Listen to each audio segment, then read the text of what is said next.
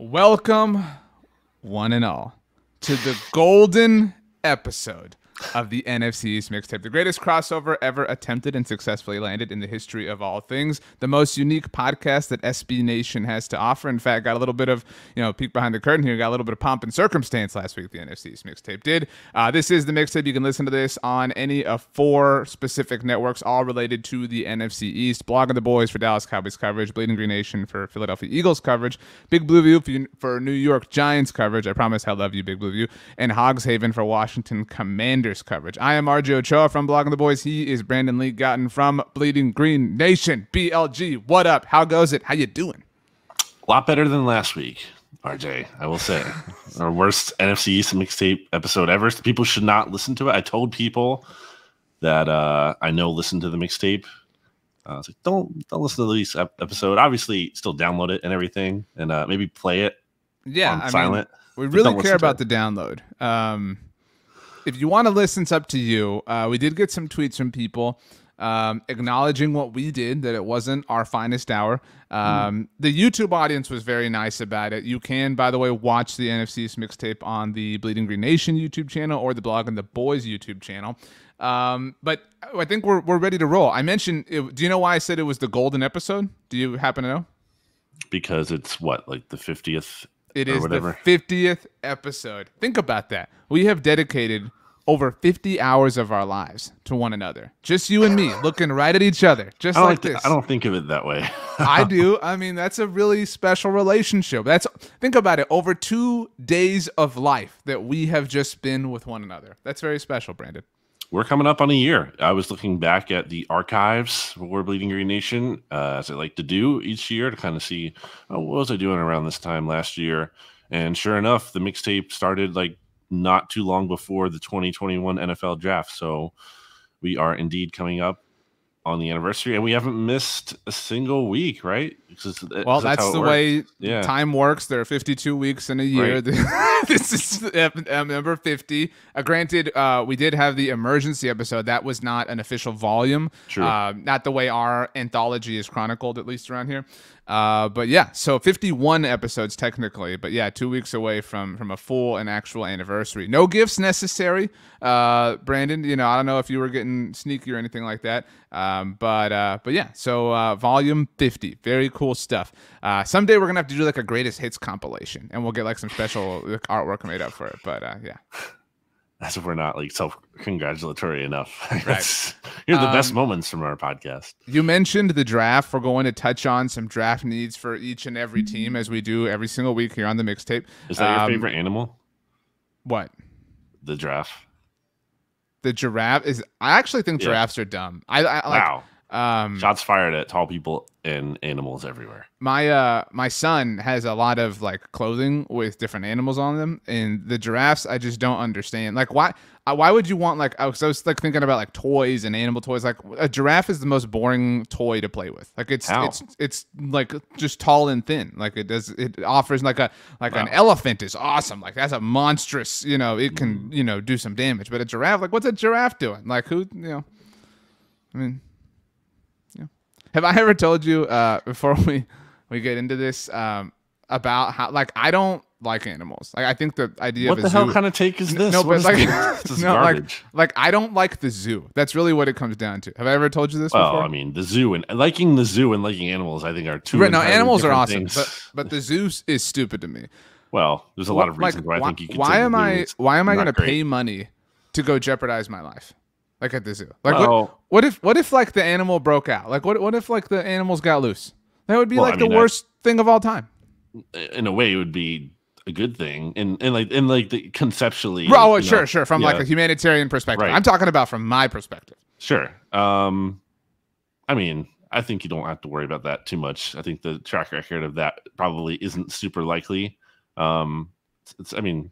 Is it? Do you like going to theme parks? Do you like riding roller coasters? I think that's probably more dangerous. I used to, but no. Like the last time we went to a zoo, my wife dragged me. I don't know what it was. Like the gazelles or the deers or whatever were like a block away from from the cheetahs or the whatever it was. And all I was thinking was like, all those cheetahs have every single day is to smell that food. Like they just smell it all day long. You know what I'm saying? Like that would get annoying after a while. You would find, as Jeff Goldblum's character in Jurassic Park very, very famously said, life finds a way. Life will find a way over those tall little fences, BLG. Nah, I'm out on the zoo. Miss me with the zoo. Not like, again, the biggest fan of the concept of the zoo. I feel like sometimes it can be sad to watch the animals like look sad, Right. and limited in captivity. Although obviously, you know, like it's nice to appreciate and celebrate how cool some of these animals are. And obviously we won't get to see a lot of them naturally in our lifetimes unless we're going to a different continent potentially and going on a safari or whatever. As we get back, what's your favorite wild animal? It's your last question you get on this subject. Like wild animal? Yeah. So like not your household sort of pet. Yeah, because obviously it's a dog. Is the correct answer. I'm not an anti-cat person. I like cats too, but more of a dog dude. What's your answer? I said elephant. Elephant's a pretty strong choice, I think. Elephants are really intelligent. Like, elephants are really sentimental. Like, I really like everything around an elephant. I like the symmetry of their ears and the trunks. Like, everything about an elephant is cool to me. They can be ridden. I've ridden a camel before. Wow. I don't know if I would be brave enough to ride an elephant, but, like, there's a lot of symbolism behind elephants. So put me down for the elefante.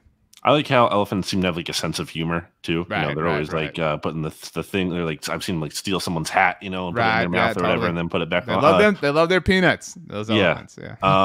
I think I'd have to say a whale. Actually, I think it's crazy how like just massive some of them can be, but they seem pretty intelligent too. They can sing and everything, and yeah. See, like that's the other thing. Have you ever seen? And we're about to get to football, but have you ever seen the documentary Blackfish? I have, yeah. See, like, I will never, ever in my life understand that. I would be curious about any sort of literature I could read, but, like, it amazes me that at some point, like, if you trace back time far enough, somebody somewhere said, I'm going to get in there. Yeah, right. I'm just going to completely surrender 100% of the, advantage I have being out here and it has in there, and I'm going to give it 100% advantage. I will never understand that in my life. I think the ocean is just a crazy concept. And dude, the ocean is terrifying. It's just like, no, I'm not going in there. Are you kidding me? There could be like anything could be down there. Dude, what are you talking about? I actually, I promise we're about to get to football. Have you ever seen the movie Waterworld with Kevin Costner? No, I know. That's like everyone's, I feel like, favorite like bad movie. Like it's not a good movie, but people love it. Yes, but they have like at Universal Studios or wherever it is, they have like one of those like live shows. You know what I mean? Where they have sets and stuff and whatever. Mm-hmm. And so it's in this like massive water tank. That water tank like petrifies me. Like I think like if I were to be in that water, I would have like an anxiety attack because I don't know what it is. I actually find theme parks in general, and I'm not like alone in this, like the dystopian like nature of a theme park is really unnerving to me. I'm not a fan of that. Like a fear of mine would be to be completely by myself at a theme park, like after hours, everything's turned off. I would not like that one bit. Wow. All right, football time. I have not loved this Dallas Cowboys offseason, but I'm trying to be more positive, trying to get rid of the stress in my life. So it's actually good for me to kind of sit here and talk with you, somebody who I've devoted 48 hours of my life to, and just kind of work through those stressors, right? Like the theme parks, water, giraffes, whatever. And so I'm trying to be more positive as it relates to the Dallas Cowboys. I am so excited to be negative when it comes to the Commanders and the Giants in a little bit, but I'm here. Where do you want to go with the Cowboys, BLG? You drive me. I'm down to bounce around. I mean, what's the latest? So the latest what's been going on in Cowboys world. So we record this on Tuesday, and it comes out on Wednesday, as has been discussed and frankly scrutinized by a lot of people. Our haphazard schedule, but I've kind of come around. Not that I think everything's going well or swimmingly, to go back to the water, but I've accepted the Amari Cooper trade. I wrote about last week after the Tyreek Hill trade about how upsetting it was that not that Amari is Devontae Adams or Tyreek Hill, but that they fetched these large draft hauls and that Amari went for a 5th-round pick. I mean, it's frustrating, but it is what it is. I understand their way of thinking, or rather, I understand that that's how they prefer to think is maybe the best way to say it. They are all in on offensive line, and they are all in on the draft. I mean, Mike McCarthy not present at the coaches, owners, GMs, executives, dignitary meetings this week in Florida because he is focused on the draft. I know you find that a little bit silly. I find that a little bit silly too. You've had this holed up in like a room, like watching film nonstop. So yeah, I don't mean to say this, and it's not as dramatic as it's going to, but it is so clear and obvious. Like every day almost paints the picture of how critical this season is for Mike McCarthy. He has said himself that this is the most involved he's ever been in the pre-draft process. Like take that how you will. Maybe you think that's a good thing or a bad thing, whatever. But it is so clear that the Cowboys are all in. They are banking on landing another Micah Parsons or landing another CeeDee Lamb. There's obviously luck involved in the draft, and they're banking on getting their infusion of talent that way. They have disregarded free agency, as a lot of teams have. Really, frankly, as the entire division has. There hasn't really been Hassan Reddick, fine, but there hasn't really been, we talked about that in our awful episode, a real kind of flashy move. You could argue the flashiest thing to happen is Carson Wentz being traded for. But they're all in. And so in a weird kind of trying to be optimistic way, I kind of respect that McCarthy is saying, you know what, like it's do or die, right? Like it's do or die when it comes to the draft because we need this to happen or else the season's not going to happen. And then I've got to face a lot of other consequences. So I kind of respect that he's saying I'm going to be completely and totally unequivocally all in on this process. So I'm looking at Blogging the Boys here, and I saw you had an article about the Cowboys have addressed all but one of their major needs this offseason. It's a nice little clickbait headline for you. It's like, oh, what is the one need? I have to click on the article. Oh my God. So first of all, very good at my job. Second of all, former Cowboy Andy Dalton has a new job. Have you seen this right now on your timeline? Right, as we're recording? Nope. The paying attention to the podcast, baby. I'm locked in. The New Orleans Saints are signing Andy Dalton. Why? I mean, and so they have Dalton and Jameis. Like, yep. What are they aspiring to do exactly? I don't know. Like, let's just be as 9-8 or 8-9 as we possibly can be. Like some of it is the color of his hair, but like Andy looked so good in the Bengals uniform, and I thought really like kind of pulled off the Cowboys sharp blue well. The Bears orange kind of subtly brought balanced out with his hair. This is not the uniform for Andy Dalton. You know what I mean? Like the gold is just.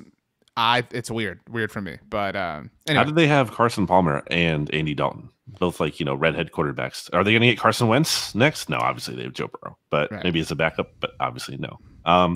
Going back to what I was saying, the other article that I see here, that's actually the top article I'm Blogging the Boys right now in terms of the placement, is Cowboys' first round draft pick will almost certainly be Kenyon Green or Zion Johnson. So it does seem like the mindset over there locked in an offensive line, which is funny enough what I said the Cowboys should have been focused on last year. Now, obviously, it worked out with Micah Parsons, but it's always better to be a year too early, they say, than a year too late. And here I was early to that. Cowboys. Let's play that out, because to like connect the dots here. What I wrote about was, and I'm not saying like, oh, problems are solved, but the Cowboys, they if you do the math of the players they've lost and added and brought back, they're kind of balanced. Again, just like literally from a number of position standpoint. Like they've lost 2 wide receivers in Amari Cooper, who they traded away, and Cedric Wilson. They re-signed Michael Gallup and added James Washington. So like 2 for 2 is kind of my point. They lost Randy Gregory. They signed Dante Fowler. The only thing they really haven't addressed is the offensive line. They lost Connor Williams in free agency to the Miami Dolphins, and then they released Lyle Collins, who went to play with Joe Burrow and the Cincinnati Bengals. So that's what I meant about. It's the one position. It's a way to ruin my headline, BLG. And Danny Phantom wrote about that. And Jerry Jones said when he spoke on Monday that they're really leaning towards offensive line. The Cowboys love to talk about what they're going to do in the first round. A lot of teams do this, but whatever. And so Kenyon Green, Zion Johnson feel like the place, and they feel like they will logically be there. And so to answer your question, because every Cowboys fan's like, that's stupid BLG. All he does is troll us and hate us, blah, blah. If you could have Rashawn Slater, who they didn't take last year twice, and we'll call it Nakobe Dean, say he falls to them right at 24, or Micah Parsons, and either of these guards, pick one. I think the combo you choose is Micah and whoever.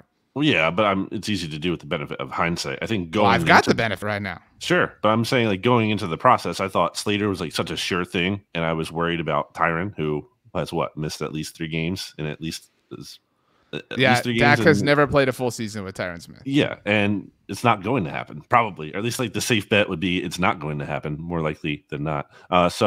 I think it's the right spot for the Cowboys to invest in because, again, I think that's what ultimately will undo their season, and that part of it kind of bore out. Not to say the offensive line was a disaster, but the offense falling apart or not being what it was in the second half last year, I think was ultimately the demise of the defense, the team. Like the defense can be really good, but that matters to a point, and it's not enough to necessarily, I think, really carry the team through the playoffs. I mean, the offense has to be on fire, and why not strengthen the offensive line? I agree, and I do think it is a bit irresponsible or maybe a bit carefree to say, you know what, we don't need to sign anybody. And I do think they'll sign like some sort of swing. They really don't have a swing tackle right now. It's their 4th-round rookie from last year, Josh Ball, who had off-the-field issues that were highly concerning. Didn't play at all last year, really, effectively. But so, I mean, they've kind of they're just banking on the fact that one of these guards is going to be there. Now, to be fair, they banked on the idea that one of J.C. Horner, Patrick Surtain, was going to be there at 10 last year, and that didn't work out, and it did work out for them. They got really lucky. That can happen. Doesn't always happen, for what it's worth.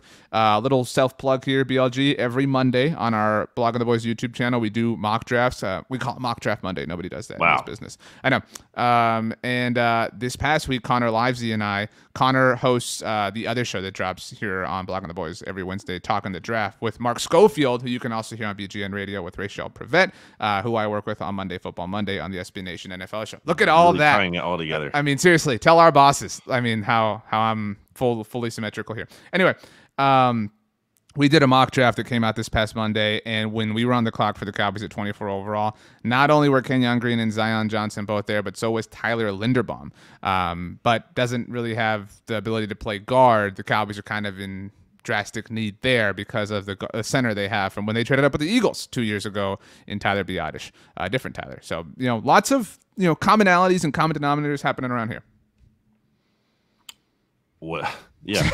I don't know. Is this a response? I'm saying that, like, in the mock we did, and we used PFF Simulator. We'll probably use PFNs next week.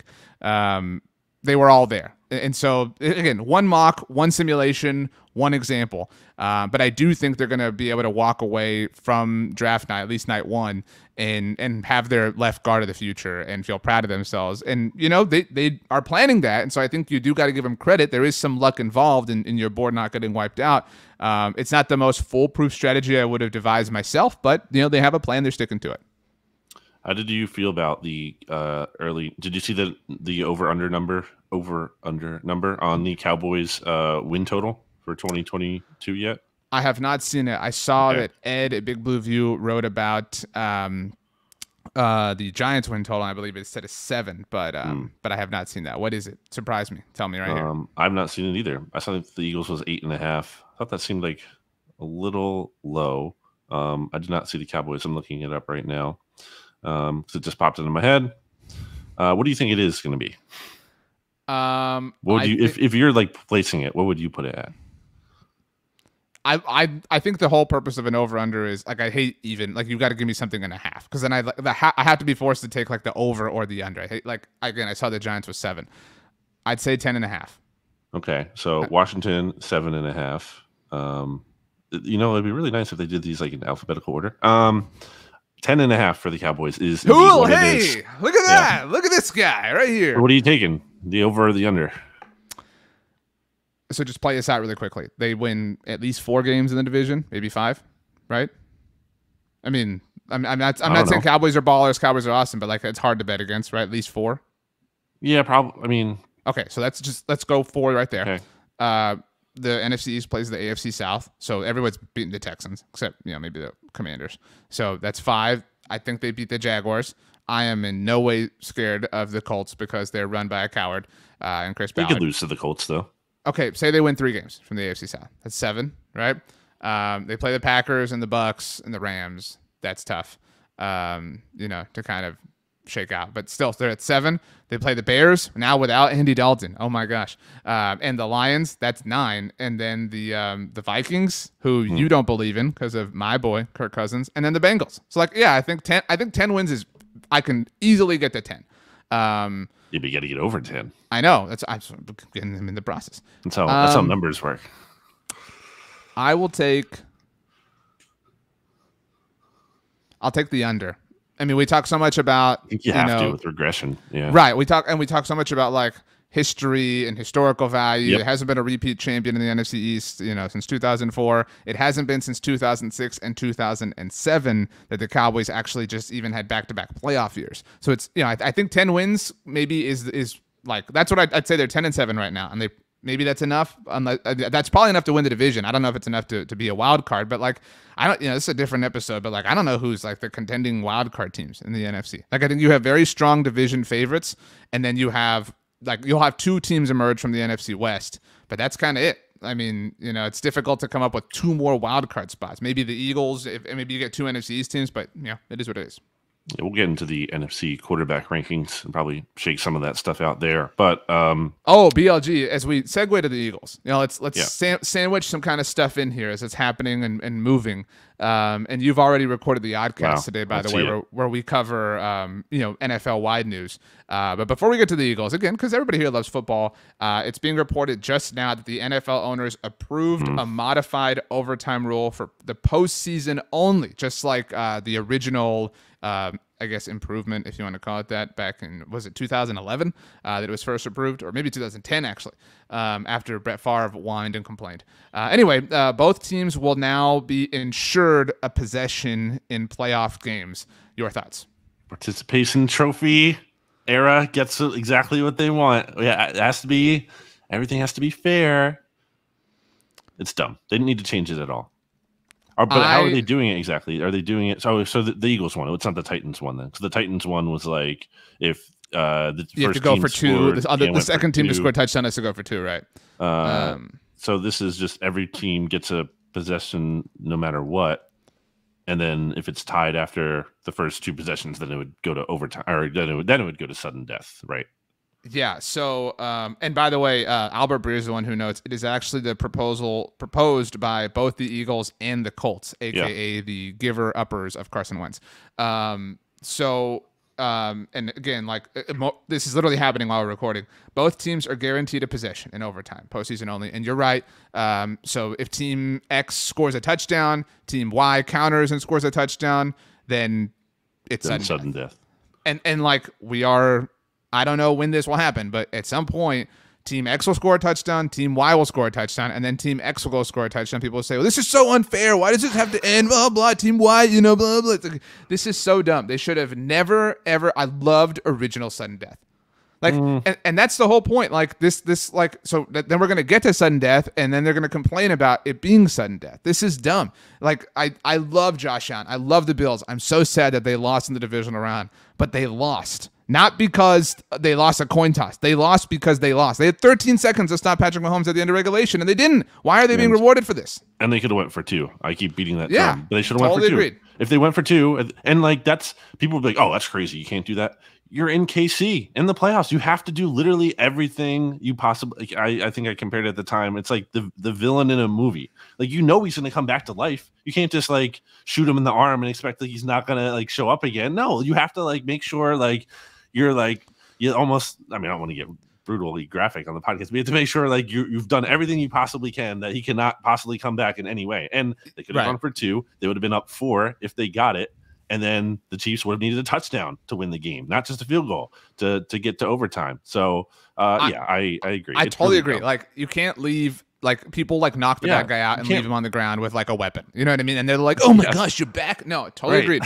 I have 10 million grievances with this, but among them, why are we changing it for just the postseason? Like, what? Like, what? Why is that okay? Like, why not do the regular? That just proves it. It's just a very reactionary thing. Like, and that's how it was originally too. When they, and I know we have some younger fans that listen, but in case you forgot, NFL overtime used to just be sudden death, and then they changed it to okay, if the first team, only kicks a field goal, then the other team is allowed possession. And again, if you are younger, go back and watch I believe it was 2009 NFC Championship game between the Minnesota Vikings and New Orleans Saints. The Vikings did not get the ball. This was Brett Favre's Vikings season, his arguably MVP season. Vikings did not get the ball in overtime. Saints went on to win the Super Bowl, and everybody was so pissed that Brett Favre didn't get a chance to touch the ball. The Saints won that overtime game on a field goal. So then it was like, to your point, it was reactionary. Like, well, how could we have protected the Vikings in hindsight? We would just, give them a chance to counter that field goal.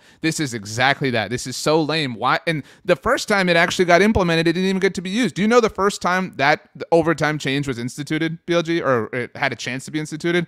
It was the Tim Tebow and late Demaryius Thomas game winner. That was the first, because that was a playoff game, and that was like, oh my gosh, we're finally going to get to see the overtime rule, blah, blah. And literally the first play, Demaryius Thomas houses it for the win. Think about that moment now compared to what that moment wouldn't happen now. That was such an awesome moment. And now it's like, wow, this huge play. Okay, game is still going on. Okay. And I know we still have to get back to the NFC East, but correct me if I'm wrong. Didn't Frank Reich go for 2 against the Bills in the wild card round last year? Yeah. Remember? And then everybody, because he went for the win, or was playing aggressive, or I forget the exact context of the situation. Earlier in the game. It was earlier, but he went for 2 to try to win, or to try to improve his odds of winning. And so you would think that Sean McDermott, who I think we both agree is a good coach, would have adopted that mindset in the future. I don't know, maybe this past divisional round in Kansas City, the way that, because Indianapolis was on the road, again, tough team, whatever, tough environment, playoff environment, you're trying to win a game. And I totally agree. This is rewarding cowardice and hindsight cowardice, which is really lame. I love the Bills, but I hate this. The only tweak they should have made, and I'll say it for the billionth time, is they should have added that it should be, they shouldn't have changed anything other than, I like the current setup in terms of you can't win with a field goal. I think it's fine to give the other team a chance to possess. Why? Because you went to you had to go to overtime. You had a whole game. You chuck the ball down the field, and the ref makes a really bad call on pass interference, and now the game is over because you kick a field goal. That's lame. I just don't love that. That's fine. That's whatever. That's fine. That's not part. Wasn't even in debate. So whatever. We're keeping it like that. The only thing I would change is that whoever scores more touchdowns, if applicable, because obviously if the game gets the ball in overtime, he gets the ball first in overtime, and if it's even, then you do the coin flip. So that was the only thing. I would just make that really very minor tweak to it. I think that is all that needed to be done, if anything, because that makes some sense to me. That is actually, you're adding some merit value into the equation. Again, it would not be it would not come up all the time, but it would happen sometimes, and I think that'd be worth it. But here we are. Anyway, why don't we talk about the Eagles, RJ? Because there's been some happenings potentially, essentially, with them, because their head coach is at the owners' meetings. Sirianni was talking today. Everyone is focused on Derek Barnett. That's the big thing today. Who the Eagles? Oh, 3-year deal. Oh my gosh. Kind of. It's essentially like a 1-year deal. With the guaranteed money and everything. But there's potential. There's some guarantee beyond this season. Also, you have to account for the fact that because of the way the Eagles restructured his 5th-year option last year, there's a dead cap already of $7-something million on this year. So if you include Derek Barnett's cap hit, his actual cap hit for his current contract, plus the dead money that all accelerated from the void years because he became a free agent this offseason, he has the 4th biggest cap hit on the team or so, which is not great. Everyone is kind of frustrated with that. To me, in a vacuum, the Derek Barnett signing is fine because it's relatively fair, even cheap money for a 4th defensive end, which is ideally what he would be. But it kind of just speaks to the Eagles, I feel lacking creativity and running it back. And I will say about the Eagles offseason so far is I think they've made their best moves with the players who they brought in terms of Hassan Reddick deal. I think that's a really good deal for them. Zach Pascal is fine. It's not exciting, but it's fine. It's, obviously you want to see them do more at receiver, but if he is your 4th receiver and you can somehow find better options, that's great. That's totally cool.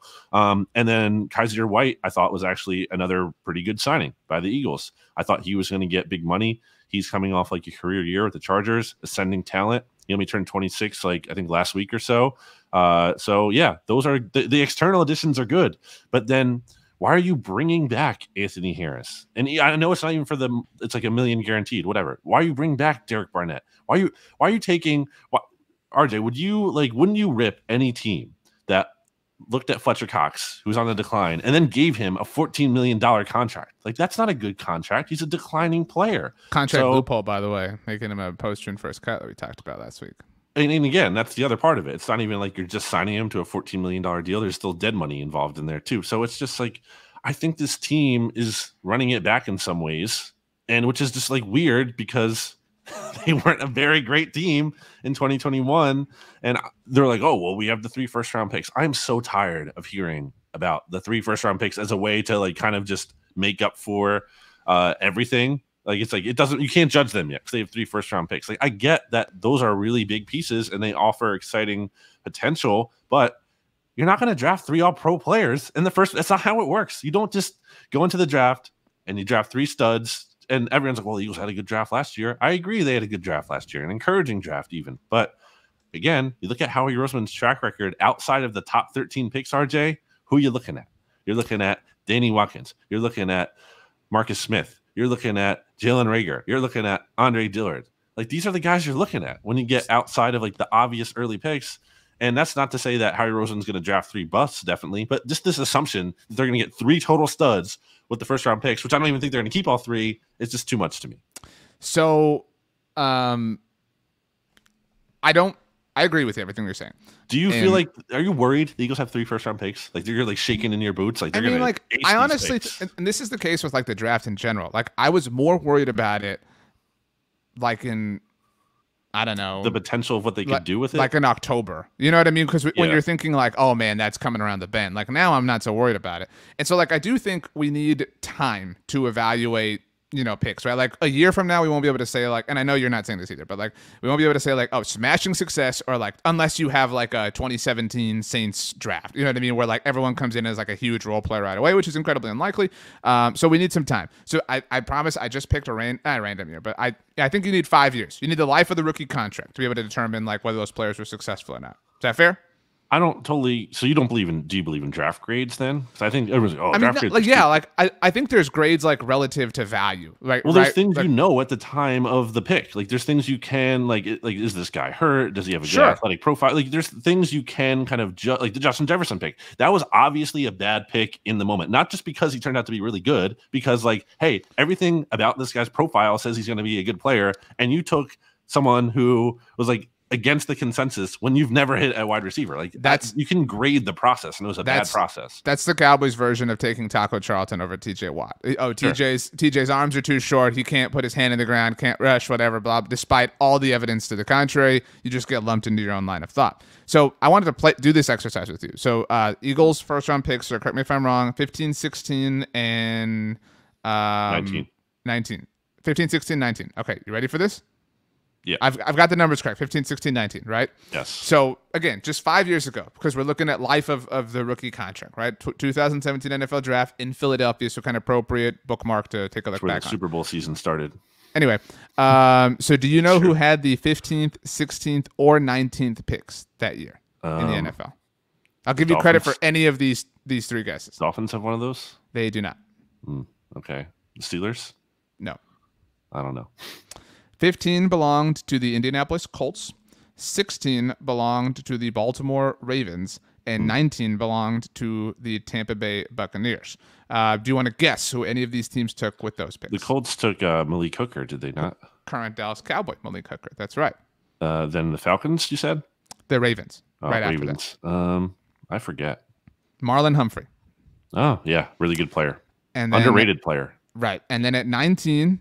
Tampa Bay Buccaneers, 2017 NFL draft, their first round pick. I think if you don't get this, you'll kick yourself. 2017? The Bucs? Is it, no, I don't know. O.J. Howard. So in 5 years, again, just to play around like with just, you know, talking stuff out loud, maybe this is the inspiration for an article at BGN, who knows? In 5 years, if you looked back on it and you had what Malik Hooker, Marlon Humphrey, and O.J. Howard have been, would you be satisfied? Would you feel like those first round picks were a success? If it had been 5 years ago. It's a little tough with Howard because he was a unique situation there with Gronk and everything. I think he's a little bit better than his numbers would indicate because he's just been hasn't had the opportunity. But Malik Hooker wasn't anything great. It's like fine, right? And Marlon Humphrey, really, really good. That's a home run pick. Yeah. So like you've what? One home run, one solid starter, and then one. Well, let's say we'll just classify OJ Howard as an underachiever. So yeah, that's probably yes a good draft all in all. But that's my point. Is like even if the Eagles have like what you could call a good draft, it's not like you're getting the probability of you getting 3 absolute studs with these first round picks is incredibly low. Is my point. I agree. I mean, who were the Browns' 3 first-round picks when they had it? When they took Njoku, Ward, was that year? Denzel Ward, Njoku Ward, and Baker. Was that year? That's 2018, I think.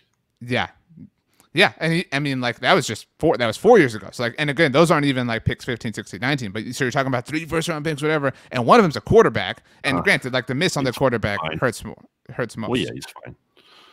I don't know. I mean, I don't know that anybody would say he's fine, but I don't think it's he's not a bust. He's just not good, not great. Yeah. I think it's fair to I hate that we like use this like phrase so much, but like I think it's fair to trust the Eagles process. But you're right. Like, I mean, it's very, very dependent on them hitting on this. And what's weird is like they could buy more time. Like if they trade out, you know what I mean? Like it will be the new Laramie Tunsil, like, well, this trade spawned this and this, and you know what I mean? Like, and it's just like, it's this never ending cascading sort of thing.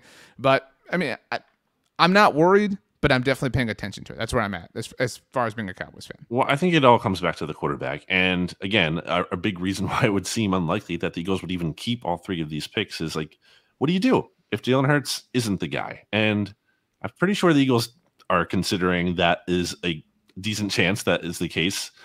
And they should be.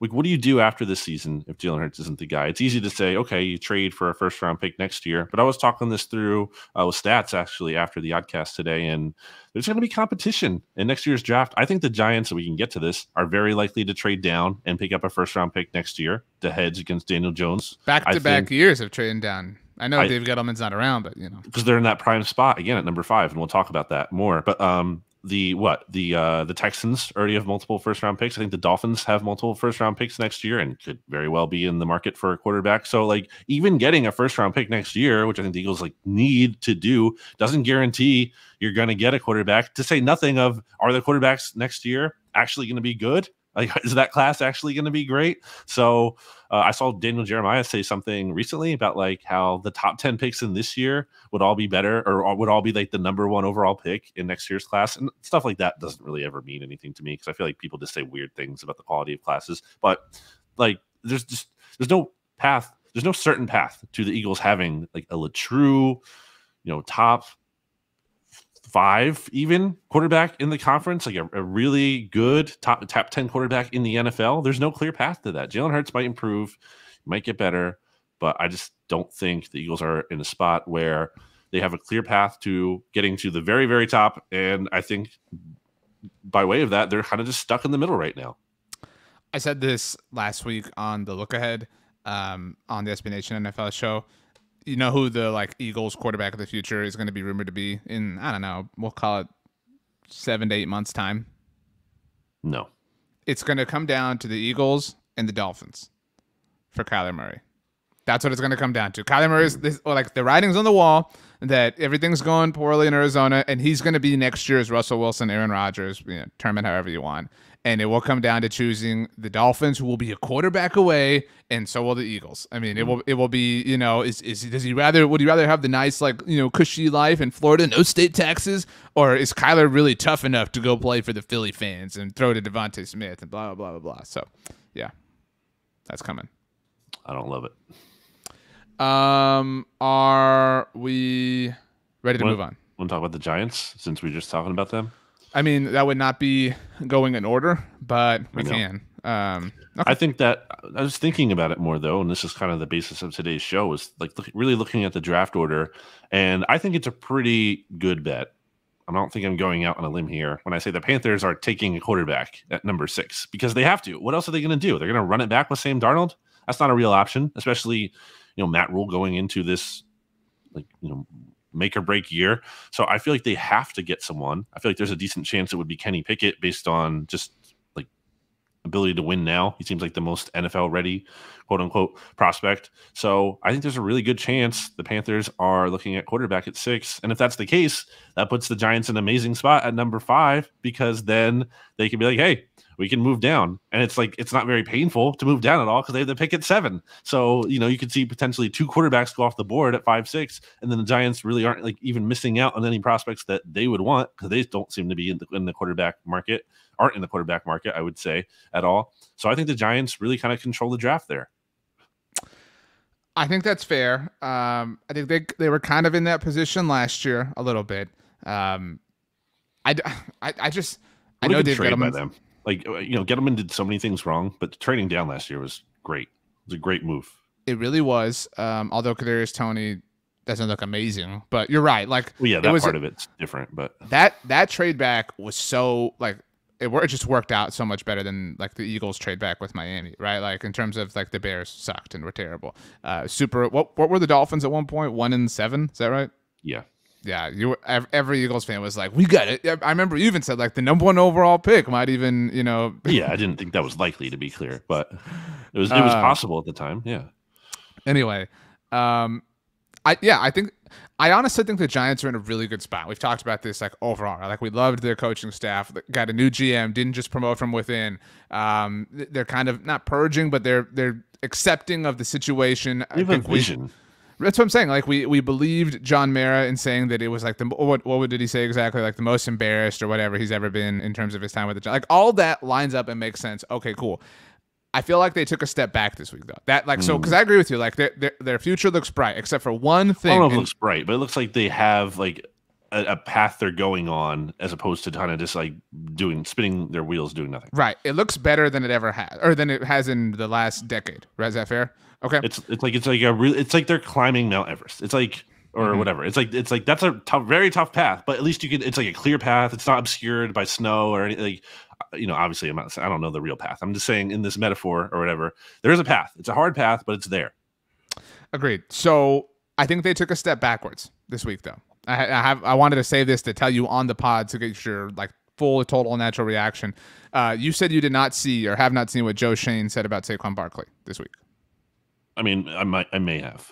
Lay it on me. Okay, so owners meetings, coaches meetings, again, executives, all running around Florida this week. Joe Shane had a comment at the combine that, according to him, was taken out of context about Saquon Barkley.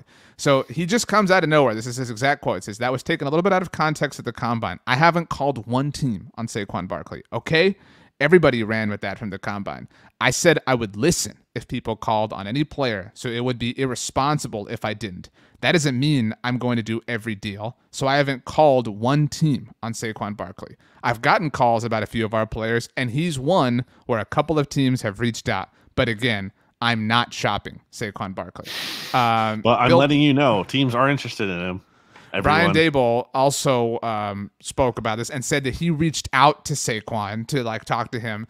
So the step back, I believe, is this like coddling of Saquon. Dude, why? Like, why? Why are you guys going? Like, and remember, we even said that if they moved on from Saquon, it would impress us, right? That they were willing to like emotionally disconnect themselves from a mistake of the past. And this is like doubling down on that. Like, no, we haven't even thought about trading Saquon.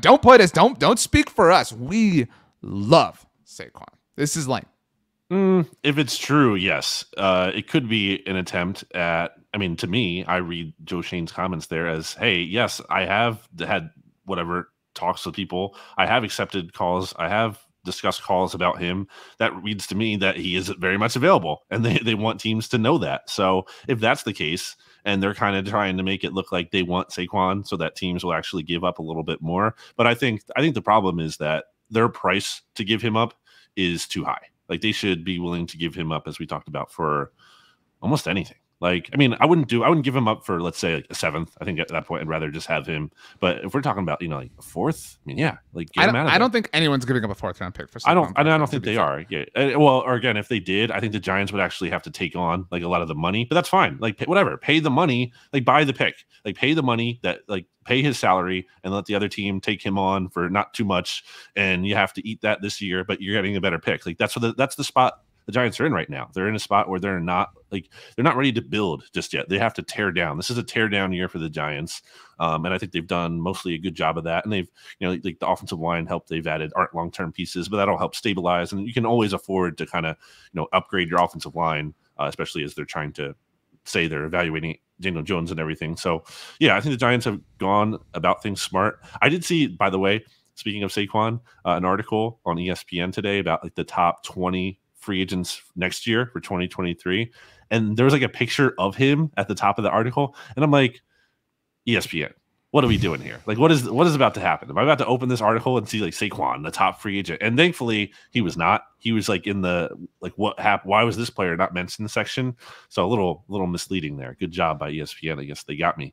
But very quickly, because we have to get to Washington so we can wrap up because we're running low on time. Just two last things when it comes to the Giants. So I don't know if you saw this. PFF did something. It's very difficult to condense very quickly, but valuing rookie contracts and the relative worth of them relative to their position. You know what I mean? So like obviously like the highest value can be attained and achieved from a rookie contract from a quarterback that's playing very well, playing at an elite level. So again, if you're getting elite play from a quarterback on a rookie contract, that's just like enormously high value, right? Like that makes sense. So this and I saw this tweet that spurned the thought in my mind. It was from Ben Baldwin, does a great job covering the NFL for The Athletic. So this is a direct line from the PFF analysis. That's a significant reason why the Saquon Barkley pick was bad process for the New York Giants back in 2018. Strictly speaking, even forfeiting the selection would have been a better alternative, as it would have saved them from paying a contract the pick is not expected to be worth. So pretty amazing. Last Giants thing before we get to Washington, John Mara apparently right now said that the 10-2 record of teams that won the toss in overtime resonated with a lot of people and was part of what spurred the overtime rule change. What a shocker, the NFL cherry picking a very small sample size. Okay, Washington, hey, you ready? Another thing really quick on overtime. Okay. This is from Tom Pelissero, and I like this part. One NFL head coach offered a prediction about the new modified overtime rule for postseason only. Many teams that get the ball first and score a touchdown will go for 2 rather than allowing the second team to do it and then end the game. I hope that would be true. That would be true too, but I mean, you should be brave anyway. You shouldn't have to have this forced on you. You shouldn't have it go to overtime because in regulation you should be willing to do that. There's a great friend of Cowboys Twitter, friend of Blog on the Boys, Cowboy Stats and Graphics, that noted that this honestly actually offers a larger advantage to the second team than it does the team who starts overtime with possession. Because if like, hey, I've got to go for 2, like that is a larger advantage. But like theoretically, everybody had that advantage already in overtime. But people, they're cowards. The last thing I'll say, because this made me think of it when it came up, is that I know we have to get out here, but this I actually maybe I like this change because now again this incentivizes teams to go for it at the end of the game, right? Go like in regulation, you should go for 2 at a spot where you could, because if you're sending it to overtime, you're guaranteeing now, at least in the playoffs, that team is getting a possession. Again, that's fine, but I mean, I'm not saying the rule should have changed. I'm just saying people should have reached this conclusion naturally. Yeah, I agree. And B, finding the silver lining in it. But B, not everybody's going to even do that, and so you're going to end up with like some horrible decisions. I agree with you, but they should do a lot of things. And I tweeted about this while we've been on, and somebody responded, "This is a good rule only for overtime. We don't need to see this in Week 3 between the Texans and the Jags." Of course we do. Like we know how like fragile and like NFL futures are. Like one win, one loss, creates totally different timelines. Like every game is equally as important, and that's going to be the next gripe that people have. Is like, oh man, this didn't happen when the 49ers lost to the Seahawks in Week 15, and if it had happened, they would have been able in the blah blah blah. Like, you know what I mean? Like it just will never end. We have to leave because we have a meeting that we have to get to, Brandon and I. So Commanders. I don't know that we really need to talk about this draft process. Like their draft process is so boring. The spiciest thing that's happened to them, I sent you this. Ron Rivera said in Florida that he is sick of Washington being a punchline. Dude. This is like your Jerry Jones thing. Like, oh. I'm disgusted. Like, Ron Rivera's a fantastic human being. But Ron, you knew what you signed up for. And when he signed up for it, he was like, "Oh yeah, it's gonna be a rebuild." It's like you can't get sick of it 2 years later. Like, and the off the field stuff is like terrible and obviously. But Ron, like the decision the things people are roasting you for were 100% preventable. You didn't have to go with Commanders. You didn't have to botch the logo. You didn't have to botch the emblem and all that. You don't have to wear the Letterman jackets. You didn't have to trade for Carson Wentz. Like, they're making this bed, and then they're upset that they have to lie on it. At least Ron is. Ron has some, I hate to say it, Brandon, some big loser energy. Wow. You just love to hate on your favorite head coach in the NFC East. It was never about RJ. You was like, oh, try to throw it in my face. No. I don't want to go hindsight. I want you to acknowledge that this is some pretty weak sauce from Ron Rivera. That's what I want. Me to just say what you want me to say is what you're saying. No, like, is this not pretty lame? In a vacuum, this him complaining about like them being a punchline. Yeah, it is, because I mean, you get what you deserve, and no one is like, Washington's not a victim by any means. Ron Rivera is not really a victim, other than maybe being delusional and wanting to join Washington. But I mean, he signed up for it. Yeah, so little spoiler alert, because the Oddcast is already up by now. This will be coming out after that. Washington was stats pick for team that is not being honest with themselves, and Washington is very clearly in that mix because they made a trade for a quarterback who I just don't know what the ceiling they really think that is. And it kind of just sums up the whole organization where they're at. It's just, they're not an organization that's very honest with themselves. They think that despite all of the trash going on, they can just keep moving forward and everything will be fine. Everything will be good, but it most clearly, obviously will not. Agreed. They're not being honest. Two quick things and then we're running. One, the three teams that voted against the amended overtime proposal. So the heroes, the Cincinnati Bengals, the Miami Dolphins, and the Minnesota Vikings. Look at that. And just saw this tweet from Kevin Seifert. The overtime problem principally lied in the playoffs, not the regular season, competition committee chairman Rich McKay said. Hence the amendment for the postseason only. Wait a minute. You telling me that playoff games have larger impacts and are more important than regular season games? Whoa. Breaking news around here.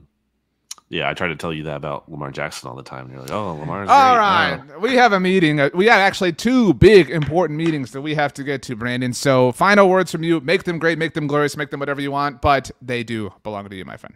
Do you know what water ice is? Do I know what water is? Is that what you said? Water ice. Water ice. Like Italian ice? Like ice cream? Like gelato or whatever? Not gelato. Italian ice. Water ice. This isn't a thing down there. You know what Rita's is? Just say something so that we can end the show, please. I'd rather not.